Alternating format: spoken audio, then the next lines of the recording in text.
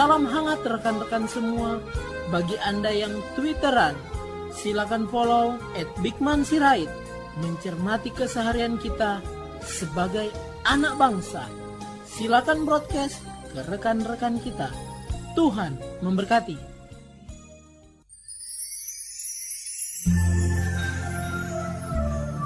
Salam sejahtera para pendengar yang terkasih. Selamat bertemu kembali dengan Yayasan Pelayanan Media Antioquia yang didirikan oleh Pendeta Bigman Sirait untuk melayani Tuhan Kepala Gereja melalui media.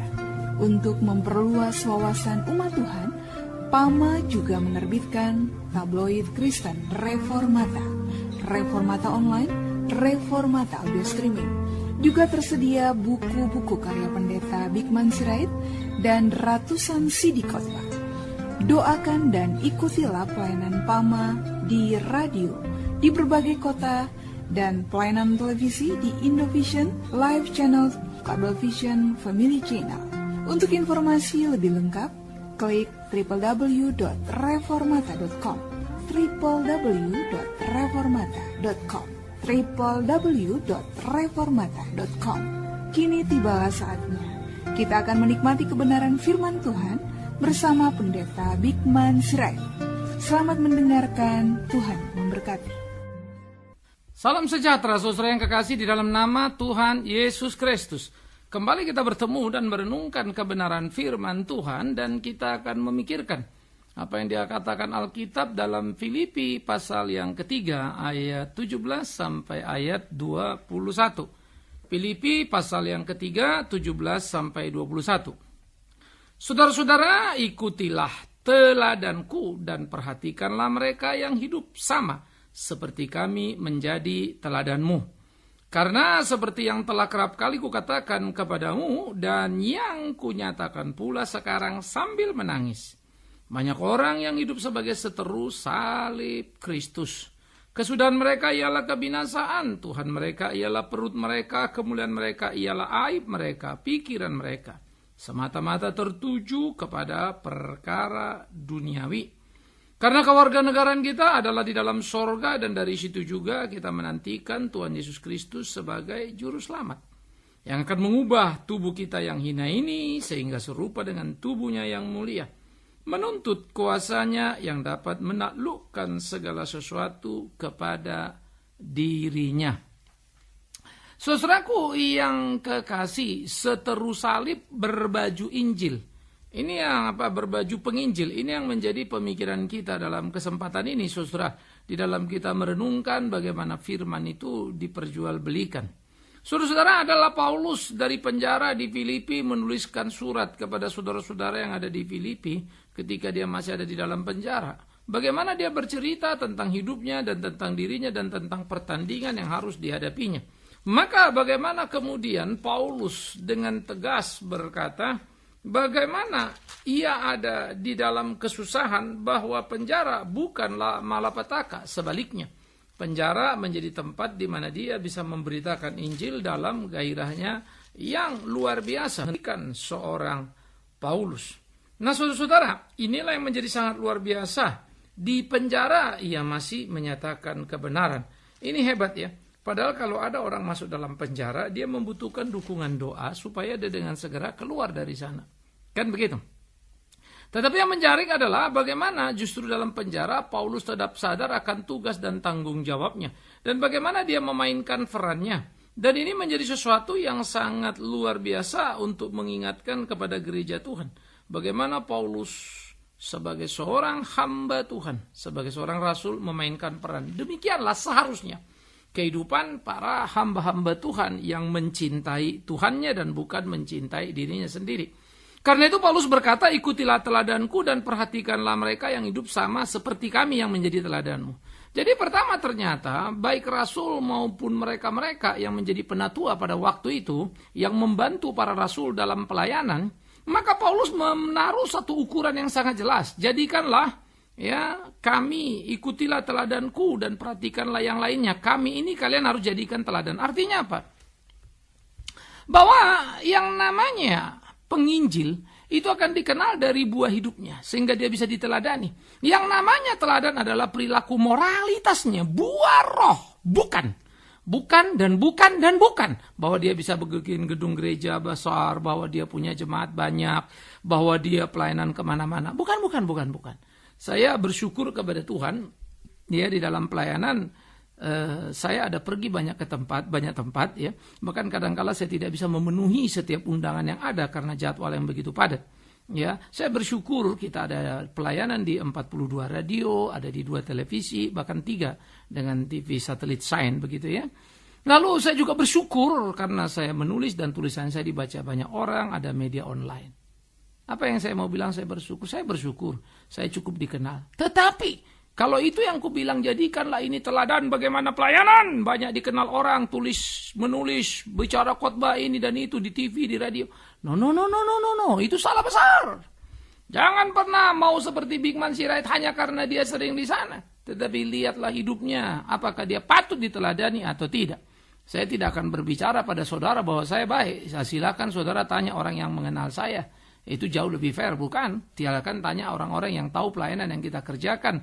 Tanya siswa-siswa kami yang ada di Kalimantan dan seterusnya. Tetapi jangan kaget kalau yang Anda tanya itu ada juga yang pasti negatif. Karena tidak semua orang suka Bigman Sirait. Banyak juga yang tidak suka dan memfitnahnya. Itu mah biasa. Tapi Anda bisa lihat fakta dan kebenarannya. Sebetulnya kayak apa. Nah, karena itu menjadi teladan bukan perkara sederhana. Paulus pun difitnah. Paulus pun digambarkan sebagai orang yang tidak diberkati Allah karena masuk penjara. Miris kan? Masa hamba Tuhan, masa Rasul Tuhan di penjara? Masa hamba Tuhan Rasul Tuhan miskin? Masa hamba Tuhan Rasul Tuhan tapi sakit? Masa hamba Tuhan Rasul Tuhan tapi nggak hebat, nggak terkenal, nggak sukses? Kira-kira begitulah itu. Saudara yang kekasih, orang suka bersembunyi di balik jubah materi dan suksesi keduniawian. Dan itu yang memang digambarkan Paulus. Karena itu bagaimana mengidentifikasi penginjil sejati adalah dari perilaku moralitasnya, dari nama baiknya, dari track recordnya. Buah roh, itu kata kuncinya. Sehingga orang-orang yang betul-betul dipenuhi oleh roh, orang-orang yang betul-betul dibaptis oleh roh, bukan diukur dari karunia roh, tetapi buah roh. Ingat buah roh, ingat buah roh. Galatia 5. Kasih sukacita, damai sejahtera, dan seterusnya. Karunia-karunia boleh ada. Ya, bahkan di Matius 7, 21-23, ada orang punya karunia. Bernubuat dalam nama Tuhan. Itu berkata-kata. Mengusir setan, bikin mujizat. Tapi Yesus bilang apa? Semuanya dalam nama Yesus. Tapi Yesus berkata, aku tidak kenal kau. Hanyalah pembuat kejahatan. Kenapa? Karena mereka melayani. Dan menikmati karunia Tuhan untuk keuntungan diri sendiri. Mereka berbicara banyak hal, kesembuhan banyak. Perut mereka yang mereka kenyangkan, harta duniawi mereka tumpukkan dari semuanya. Mereka tidak pernah jadi pelayan Tuhan. Mereka justru menjual Tuhan. Yang ironis Tuhan biarkan. Ini yang repot. Lalu mereka pikir sukses dan benar. Sayang jemaat tidak teliti untuk melihatnya. Jemaat lupa kalau memang dikutuk Tuhan, Pak, kalau memang gak benar pasti dah hancur. Dia lupa bahwa Yesus yang mati, alih-alih Taurat masih hidup. Yang jahat, yang bebal itu seringkali lebih panjang umur. Dia lupa Mazmur 73. Orang-orang tidak benar, orang fasik, hidupnya enak, sehat-sehat semuanya. Tapi orang benar sulit, susah luar biasa. Maka bacalah Alkitab. Itulah yang penting. Baca Mazmur 73. Maka kita kembali kepada kisah daripada Paulus. Maka dia mengatakan bagaimana dia terus-menerus ya, hidup di dalam pergumulan yang serius dan bagaimana hidupnya dibangun dalam kualitas moral yang sepadan dengan ajaran Injil itu. Sehingga di dalam bagian seperti inilah Paulus menggambarkan kehidupan sejati seorang penginjil. Penginjil yang rela mengalami kesulitan, kepahitan, kegetiran kehidupan. Tetapi tetap tidak memikirkan kepentingan diri, melainkan selalu berusaha untuk menyenangkan hati Allah di kehidupannya. Orang-orang yang luar biasa, orang-orang yang menggumuli hari-harinya dan menjalankannya dengan cara yang bertanggung jawab. Dalam mengerti dan memahami apa yang menjadi kehendak Allah di dalamnya. Sehingga hidup mereka sungguh-sungguh hidup yang berkenan kepada Tuhan. Nah, inilah yang semestinya saudara-saudara kita jalani, inilah yang semestinya kita lakoni dalam hidup keimanan kita ketika kita melayani Tuhan itu.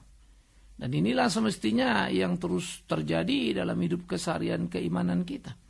Bagaimana kita dengan sungguh melakukan apa yang menjadi kehendak Tuhan dalam hidup kita. Oleh karena itulah, penderitaan, kesulitan, kesakitan, jangan pernah sampai menjadi alat goda engkau tidak setia pada Allah, lalu mencari kenikmatan dan kenyamanan.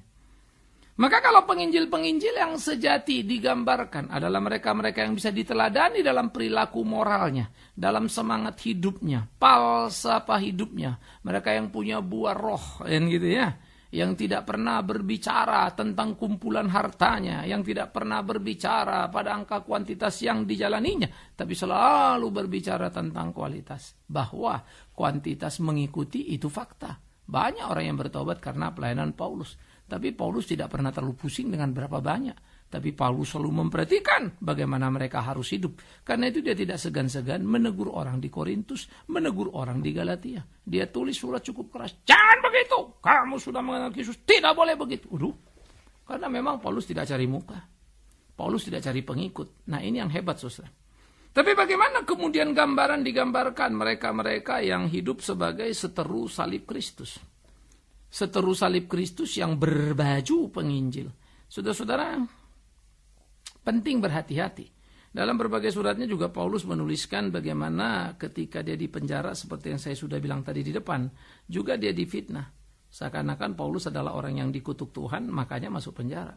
Kan kalau orang bener, orang sungguh-sungguh nggak masuk penjara, nggak sakit, kan gitu kan. Paulus kan beberapa kali, ya, dia paling tidak bilang 5 kali dia pernah disesah dengan hukuman cambuk 40 kurang 1, 3 kali didera, itu pakai rotan, naik kapal pecah, terdampar di pulau tak jelas, baik pelapal lewat sungai banjir badang, hampir mati, segala macam lah yang terjadi dalam dirinya, dan kemudian Tuhan memahkotai dia dengan duri yang menyakitkan dalam dirinya.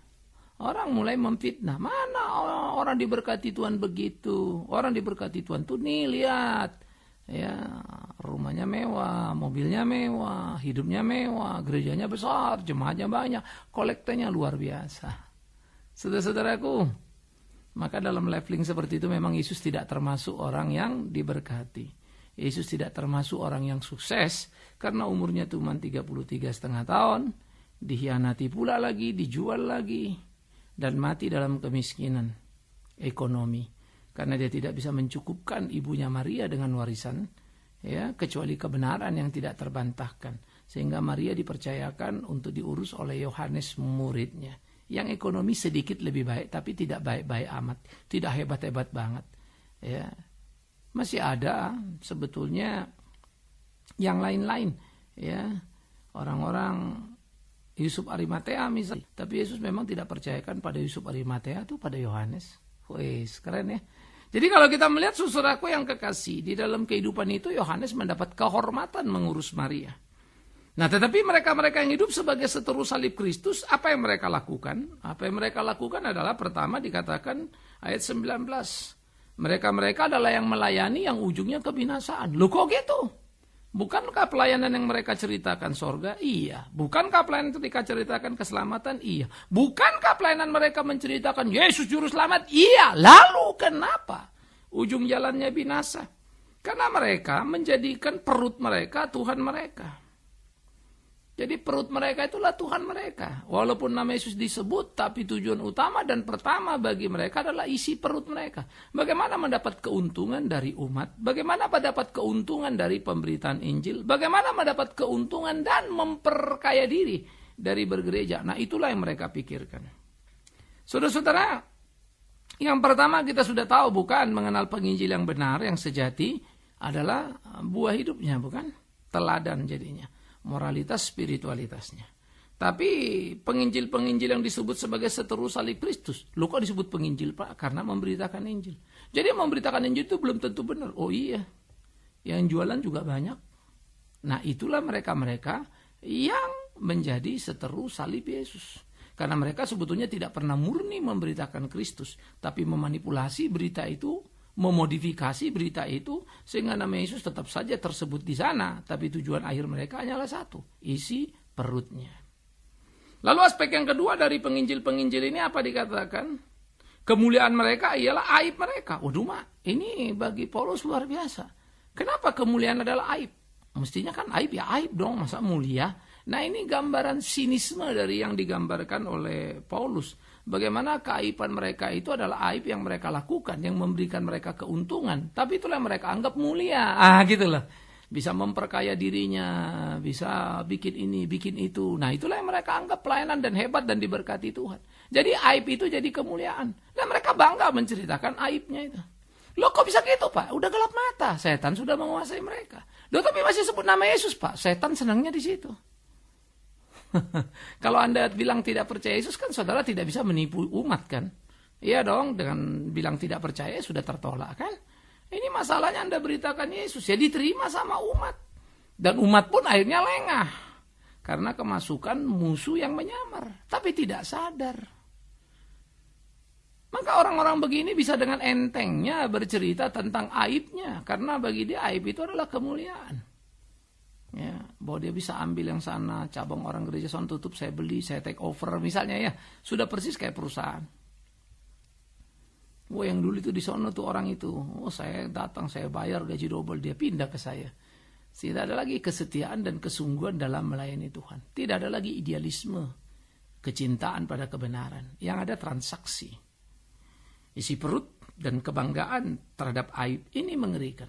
Tetapi itulah yang mereka jalankan, itulah yang mereka lakukan. Sehingga kemuliaan mereka adalah aib mereka. Sedih sekali. Kemudian saudara-saudara inilah yang menjadi kesedihan yang luar biasa di dalam pergumulan kehidupannya. Dan bagaimana kemudian mereka-mereka ini menjadi orang-orang yang sebenarnya mempermalukan dirinya. Ya. Jadi bukan kemuliaan saja aib mereka, lalu apa dikatakan aspek ketiga. Pikiran mereka semata-mata tertuju pada perkara-perkara duniawi. Karena itulah aibnya sebetulnya aib dalam ukuran Alkitab. Tapi kemuliaan karena tadi itu perkara duniawi. Bisa misalnya ngumpulkan uang. Bagi dia itu kemuliaan, hebat lo pelayanannya, uangnya banyak lo. Padahal itu aib karena dia mengambil uang dengan memanipulasi firman dan mengambil untuk keuntungan diri. Ya misalnya orang-orang bilang untuk perpuluhan, pekerjaan Tuhan. Tapi sebetulnya masuk kantong pribadi. Ya. Lalu pelayanan apa sebetulnya yang dikerjakan kan begitu. Padahal perpuluhan itu kan ada 4 aspek yang digambarkan dalam kitab Ulangan oleh Tuhan Yesus, oleh Musa kan. Bahwa perpuluhan itu harus meliputi 4 aspek. 12 suku, 11 itu dapat tanah, 1 enggak. Jadi suku Lewi tidak dapat tanah, tidak dapat benda pusaka. Jadi mereka dihidupi dengan apa? 10% dari yang 11 orang. 11 kali 10 berapa? 110 mereka dapat. Lah kalau gitu yang kerja berapa? Dapat 90. Enak yang gembala dong ya. Enak imam dong. Dapat 110. Oh no, jangan gitu. 110 itu ada 4 posting minimal. Pos pertama adalah memang buat hidup para imam-imam itu. Suku Lewi. Tapi ada pos yang kedua. Bait Allah yang harus dipelihara. Pada waktu itu masih kemah dan itu harus diuruskan begitu. Posting yang ketiga janda miskin yang kesulitan dalam kehidupannya. Nah bait Allah gereja harus memikirkan itu. Dan yang keempat adalah orang asing. Karena mereka pernah jadi orang asing budak di Mesir. Maka Tuhan bilang jangan kau kasar sama orang asing. 4 pos ini. Sehingga imam memang tidak perlu pusing lagi dengan urusan-urusan lain tentang hidupnya. Cukup dia memikirkan pelayanannya. Itu yang ideal. Sehingga 11 suku tadi bisa diatur sedemikian rupa. Nah saudara-saudara yang kekasih sudah pasti imam tidak lebih kaya dari yang 11 suku itu kan. Dari umat itu. Tapi kemudian memang dalam sejarah Israel imam itu jauh lebih kaya. Banyak mereka yang kaya-kaya luar biasa. Karena itu jubah mereka jubah ungu yang mahal-mahal.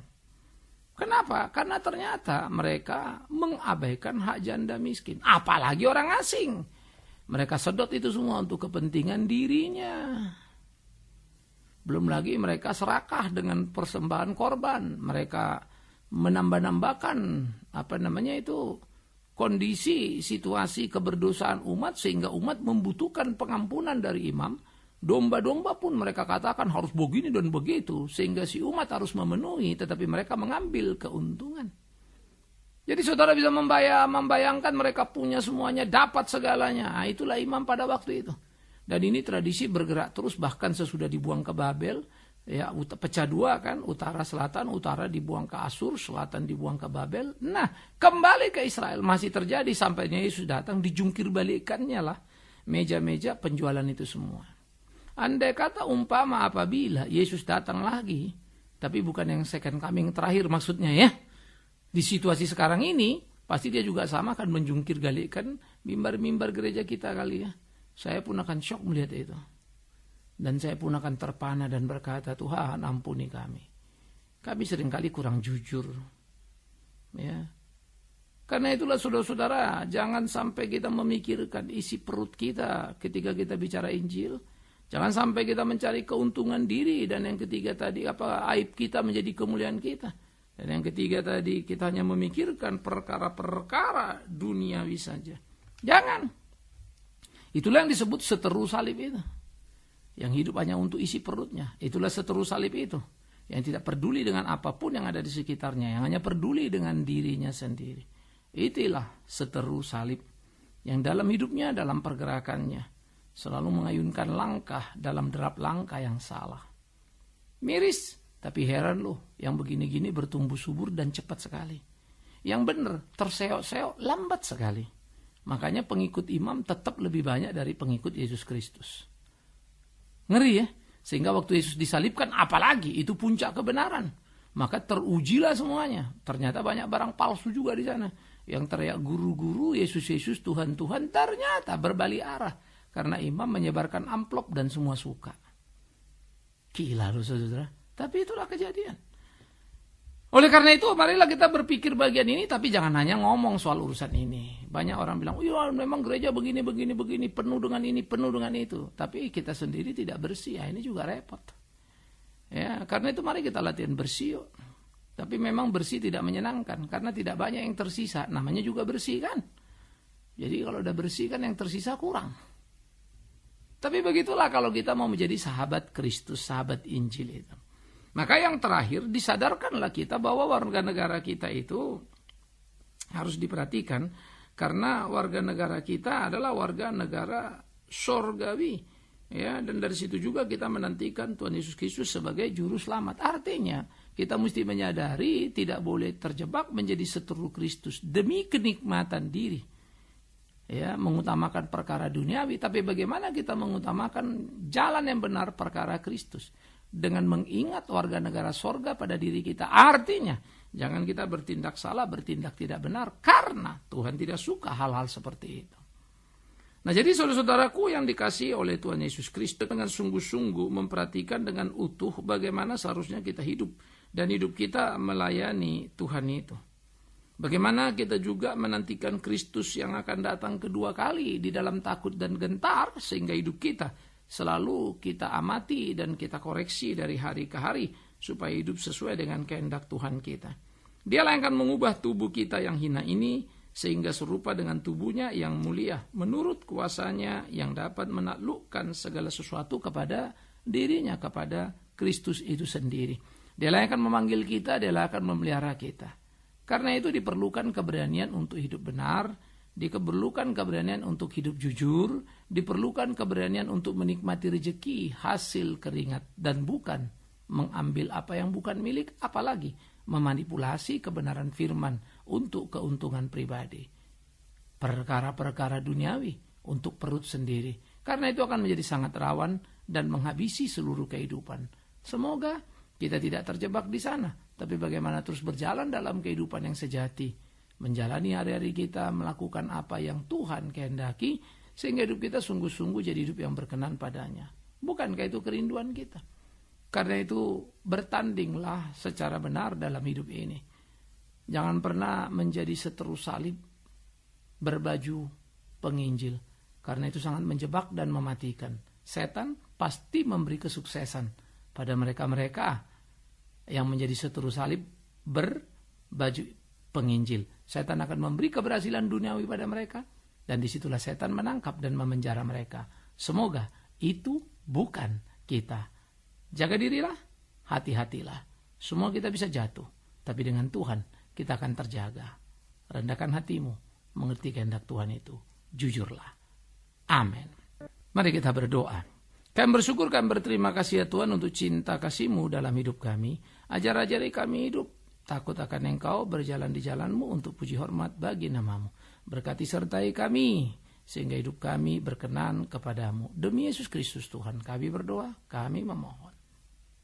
Amin. Kita telah mendengarkan firman Tuhan yang disampaikan oleh Pendeta Bigman Sirait. Bagi Anda yang merasa diberkati dan ingin menjadi mitra Pama dalam melayani melalui doa, daya dan dana, silakan menghubungi kami melalui telepon 021 392 4229, 021 392 4229. Email di pama_yayasan@yahoo.com, pama_yayasan@yahoo.com. Sampai bertemu kembali di waktu dan gelombang yang sama. Tuhan memberkati.